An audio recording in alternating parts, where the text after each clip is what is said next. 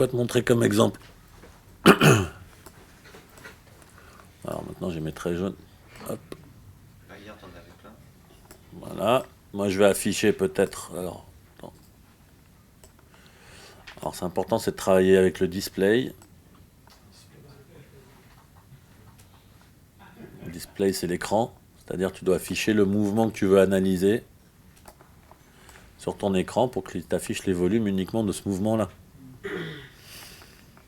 Voilà, attends, bouge pas. Voilà, ok, bon.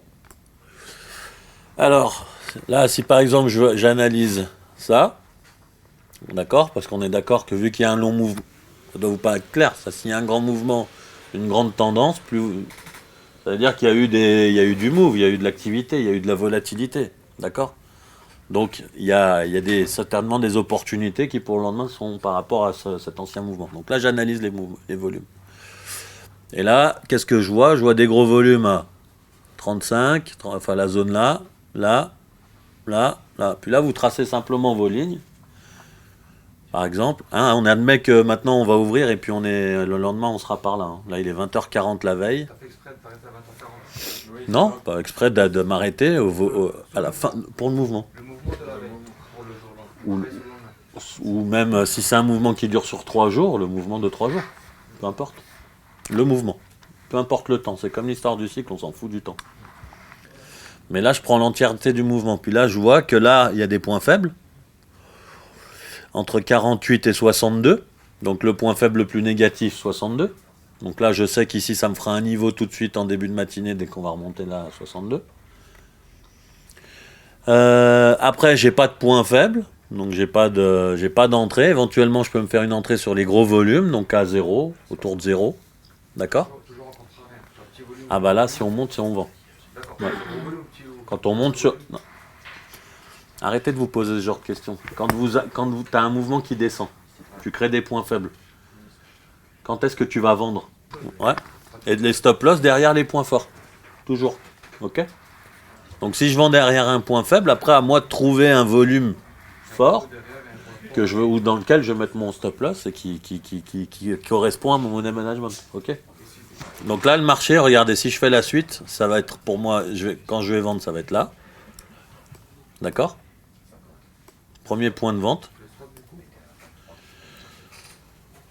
Là, le stop, le problème, c'est le très gros volume, il est là.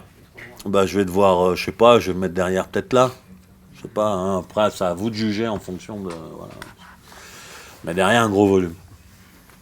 Donc, là, ensuite, quand il va monter plus haut, bah, je vais revendre là. Sur ces gros volumes-là. Là, bah, c'est le gros volume, donc le stop loss, pas loin derrière. Après, j'ai un autre niveau, je vois tout de suite derrière. Donc 12. Donc, retenez 62, 0 en gros. 62, 0, 12. Je peux revendre éventuellement à 21 ou 20, ça dépend. Je peux vous mettre mon stop loss derrière, bref, peu importe. Et puis ensuite, encore 28.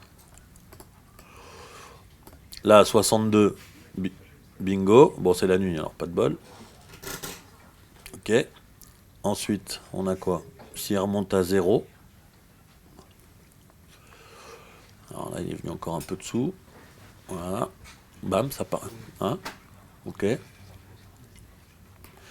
Et puis là, bah, on avait dit quoi après 0? 0, 12. 12, il est où? Bam. Ok. Là, il faut être un peu plus agressif, je crois. Non, Hein? il est touché par. C'est 12. Non, mais tu te mets devant le point faible. Devant. D'accord, autrement, t'es pas exécuté, c'est clair. Mais vous avez vu? C'est bien ça. Hein? Puis après, on a dit, après 12, 21? 21, 22. Ouais, 21, allez encore 26, mais on n'y est pas venu, je crois. Ou on y est venu? 20? Ouais, bon, 21, hein. Il est là, hein. D'accord? Donc l'analyse, c'est sur une tendance, c'est pas sur quelque chose. Sur un mouvement. Sur un mouvement. Hein? Donc ça, toujours, bah, c'est l'exercice que vous devez faire. Alors, bah, naturellement, du coup, plus vous avez un mouvement fort la veille, ou une journée directionnelle, plus le lendemain, vous savez que c'est du pain béni. Hein.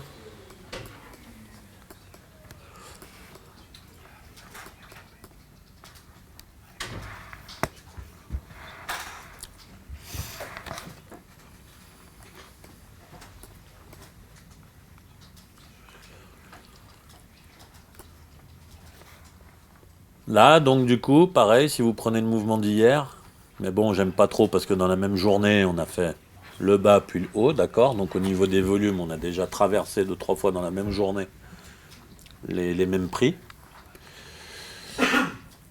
Mais, admettons, je prends la montée d'hier, hein, qu'il y a eu à ce moment-là. Bon bah voilà, je vois que normalement, j'ai eu un rejet qui s'est passé à 56. Je peux éventuellement faire une entrée à 60 si le marché baisse là. Ou sur le gros volume à 68, 69. Mais je ne sais pas si vous captez que c'est beaucoup moins pertinent que là, ce qu'on a analysé avant. Non? Hein, le but, c'est que ce soit plus propre que ça.